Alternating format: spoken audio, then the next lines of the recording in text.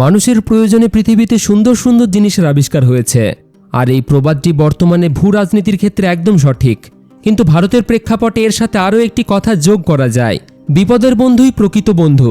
সাম্প্রতিক ইরান ইসরায়েলের উত্তেজনার মাঝে যখন বিশ্ব অর্থনীতি টালমাটাল, তখন আবারও প্রমাণ হয়ে গেল যে সংকটকালে ভারত সবসময় দুটি দেশের ওপর ভরসা করতে পারে। একটি হলো ইসরায়েল এবং অন্যটি হলো আমাদের দীর্ঘদিনের পরীক্ষিত বন্ধু রাশিয়া।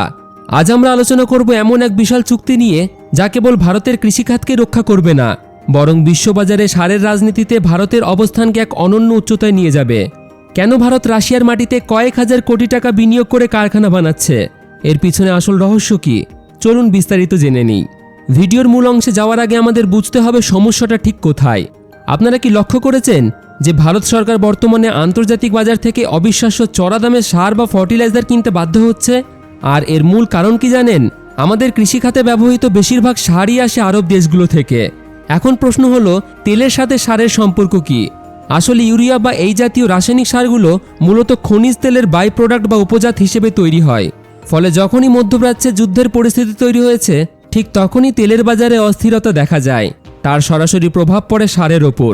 ইরান যুদ্ধের কারণে আরব দেশগুলোর সাপ্লাই চেইনই বড় ধাক্কা খেয়েছে, যার ফলে বাজার থেকে সারের সরবরাহ একরকম উধাও হয়ে গেছে। যখন আরব দেশগুলো থেকে সরবরাহ কমে গেল, ঠিক তখনই শুরু হলো ওভার ডিমান্ড বা আকাশচুম্বী চাহিদা। ভারতের পাশাপাশি দক্ষিণ পূর্ব এশিয়ার দেশগুলো যখন বিকল্প হিসেবে রাশিয়ার বাজারের দিকে ঝুঁকে পড়ল, তখন সারের দাম কয়েক মাসের ব্যবধানে দ্বিগুণ হয়ে গেল। অবশ্যই ভারত সরকার এই দাম বৃদ্ধির আঁচ কৃষকদের গায়ে লাগতে দেয়নি। বর্ধিত মূল্যের পুরো টাকাটাই সরকার নিজের রাজকোষ থেকে ভর্তুকি হিসেবে দিচ্ছে। কিন্তু মনে রাখবেন, এই কয়েক হাজার কোটি টাকা দিন শেষে দেশের অর্থনীতির ওপর চাপ সৃষ্টি করে এবং সাধারণ করদাতাদের পকেট থেকেই আসে। এই দীর্ঘমেয়াদী সংকটের সমাধান খুঁজতেই মোদী সরকার এবার এক ঐতিহাসিক পদক্ষেপ নিয়েছে।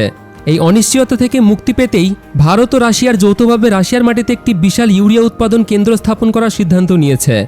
রাশিয়ার অন্যতম শিল্পনগরী হল টোগলিয়াট্টি। সেখানেই কারখানাটি স্থাপন হবে। ব্যয় হবে প্রায় $2.5 মিলিয়ন, যা ভারতীয় মুদ্রায় 20,000 কোটি টাকারও বেশি। ভারত 50% এবং রাশিয়া 50% অর্থ বিনিয়োগ করবে। এখান থেকে প্রতি বছর প্রায় 20 লক্ষ টন ইউরিয়া উৎপাদিত হবে। এখন আপনাদের মনে প্রশ্ন আসতেই পারে, কারখানাটি ভারতে না বানিয়ে রাশিয়াতে কেন করা হচ্ছে?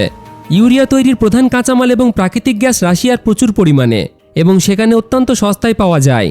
ভারতের মাটিতে কাঁচামাল আমদানি করে সার তৈরির চেয়ে রাশিয়ার মাটিতে সরাসরি উৎপাদন করে তা ভারতে নিয়ে আসা অনেক বেশি সাশ্রয়ী।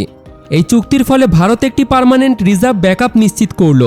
এর মানে হলো, স্বাভাবিক সময়ে আমরা আন্তর্জাতিক বাজার থেকে সস্তায় সার কিনব, কিন্তু যখনই কোথাও যুদ্ধ লাগবে বা সারের দাম আকাশছোঁয়া হবে, তখনই এই রাশিয়ার কারখানাটি ভারতের রক্ষা কবচ হিসেবে কাজ করবে।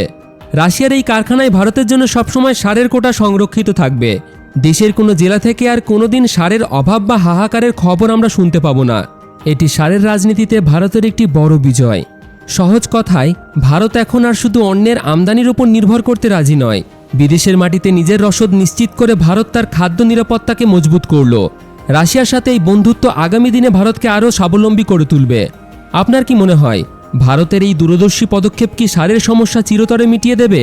আপনার মতামত কমেন্টে জানান। ভিডিওটি ভালো লাগলে শেয়ার করুন এবং সাবস্ক্রাইব করতে ভুলবেন না।